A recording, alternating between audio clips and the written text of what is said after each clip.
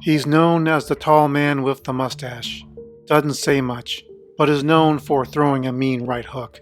You'll find him at Liana Telfer's side when he's not trying to track down his prey. Mentioned in prior videos, we're going to read excerpts from the script. It's high time this mysterious character is brought out into light. Like, share, or subscribe if you enjoy this content and want to see more videos like this one. The Ninth Gate, directed by Roman Polanski, released in 1999 and loosely based on the novel The Club Dumas, written by Arturo Pérez-Reverte. First seen outside the Telfer residence. The man with the mustache lounges in a chair smoking a cigar. He enjoys sitting quietly in his dark sunglasses. This is how he is introduced in the script, except it read he was leaning against a limo and takes a phone call as Corso leaves, presumably from Liana. He's simply described as a man with a mustache and a scarred face. The next time we get a hint of him is in the basement of Bernie's bookstore, visible through the bookstore's semi-basement windows. The legs of passerby accelerate as they scurry past. It has started to rain. A pair of man's legs in dark slacks come to a halt. The butt of a small cigar falls to the sidewalk. The legs walk on. Two white sneakers come into view. They step on the butt and extinguish it. Here we get more clues of the importance how cigars and white sneakers are to imply identification of obscured characters. Portugal. We see Mustache Man at night, outside the Vargas residence when Corso finishes his time with Victor Vargas, verifying his copy. The car, a big dark sedan, skids to a halt, some 20 yards away. The driver's door opens and a tall man gets out. He momentarily hesitates when he sees Corso still on his feet. Just then, we hear a motor vehicle, a noisy one, rounding the next bend. The tall man is captured by a beam of light. Corso has seen him before. It's the mustache. Our mysterious stranger is now also known as the tall man, but he decides to leave when confronted by another stranger in a helmet. France. When Corso leaves the Kessler Foundation, he sees the familiar face. Corso emerges from the building. As he does so, he catches a sight of the mustache leaning against the parapet of the riverside promenade across the way. The mustache stiffens and straightens up. Corso, with one eye on him, starts walking. The mustache starts walking too, keeps level with him on the other side of the street. Corso believed he may have eluded his follower, but no sign of the mustache, no sign of pursuing footsteps.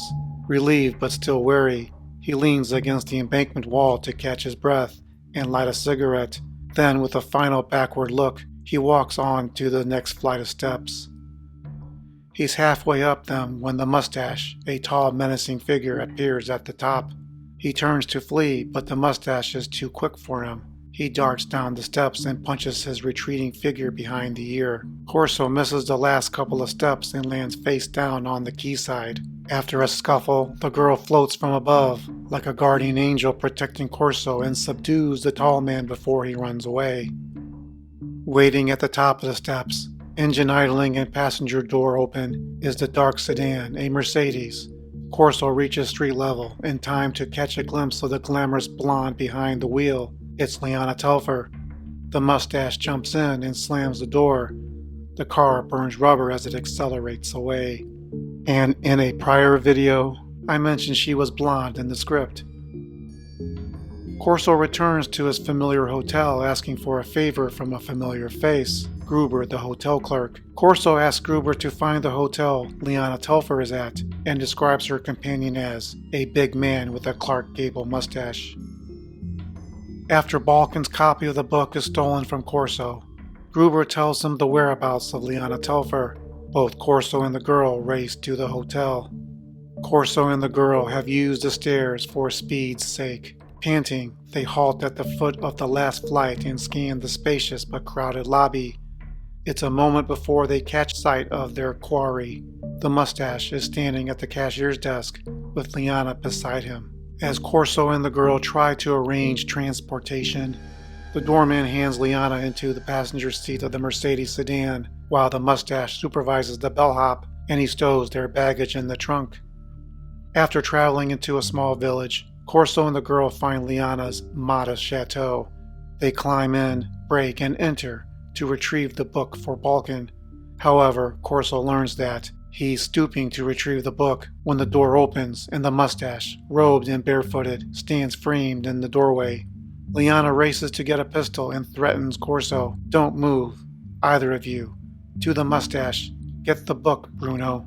This is the first and only time the script gives the tall man with the mustache a name. The script also reveals more of Bruno's background, while giving him more lines of dialogue. Mustache to Corso, Italian accent, "Turn around." Corso, who has scrambled to his feet, complies. The mustache applies the muzzle of the automatic to the nape of his neck. Mustache to the girl, "You, go first. Any trouble, I blow his brains." The following moments were the last of Bruno in the film. He does say a few more words, but after Corso is led to the lower floors with the girl, Corso yanks the tall man down the stairs.